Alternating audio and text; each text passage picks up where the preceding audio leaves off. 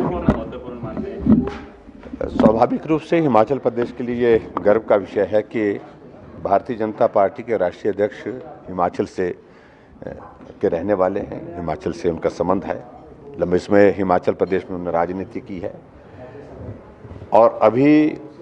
पूरे देश भर में जो 5 राज्यों के चुनाव थे और 5 राज्यों में से 4 राज्यों में जहां भारतीय जनता पार्टी की सरकार थी, उत्तर प्रदेश में, उत्तराखंड में, मणिपुर में, गोवा में, उन चारों राज्यों में आदरणीय जगत प्रकाश नड्डा जी जो हमारी पार्टी के राष्ट्रीय अध्यक्ष हैं, उनके नेतृत्व में शानदार जीत हुई है। पार्टी फिर सत्ता में आई है और उस जीत के लिए देवभूमि हिमाचल प्रदेश के हम सब लोग, पार्टी के सब साथी, उनको बधाई देना चाहते हैं सामूहिक रूप से और उनका अभिनंदन करना चाहते हैं। तो अभिनंदन हम 9 तारीख को शिमला पहुंचने पर उनका यहाँ पर करेंगे। आज की बैठक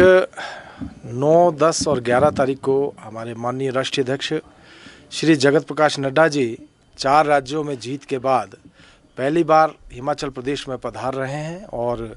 उनके भव्य स्वागत के लिए शिमला में एक भव्य कार्यक्रम का आयोजन किया जा रहा है। उसी दृष्टि से आज की बैठक रखी गई है। माननीय राष्ट्रीय अध्यक्ष जी 9, 10 और 11 तारीख को हिमाचल प्रदेश के प्रवास में होंगे और 9 तारीख को सबसे पहले उनका शिमला में आगमन होगा और शिमला में जो अनाडेल उनकी लैंडिंग होगी, उसके बाद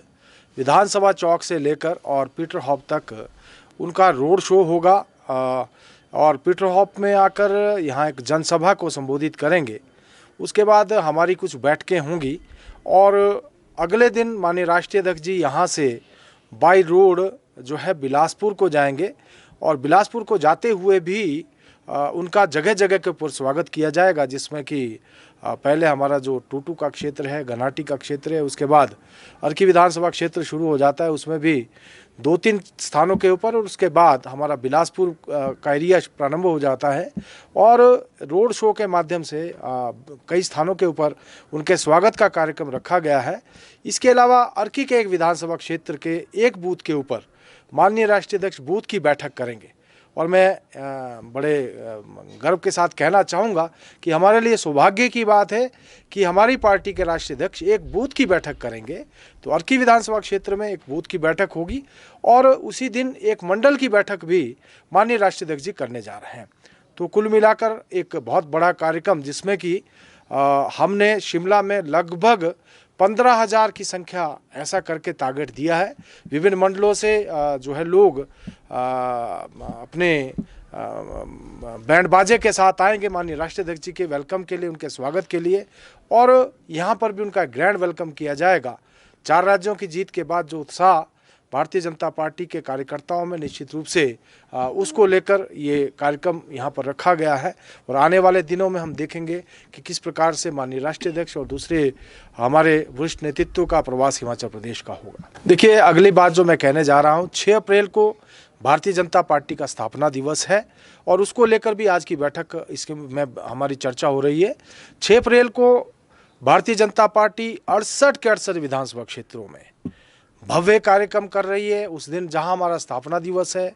हमने टारगेट रखा है कि कम से कम हर मंडल में 5,000 की संख्या का कार्यक्रम हो, हर विधानसभा क्षेत्र में 5,000 की संख्या का कार्यक्रम हो। उस दिन हम स्थापना दिवस मनाएं, साथ में वहां ध्वजारोहण भी हो और इसके साथ साथ हमारा महासंपर्क अभियान 6 तारीख को प्रारंभ हो रहा है, जिसमें कि हम उस दिन जो है बूथों के ऊपर और गांव में जाने का कार्यक्रम, पदयात्रा का भी कार्यक्रम उस दिन से हमारा प्रारंभ होकर 30 अप्रैल तक चलेगा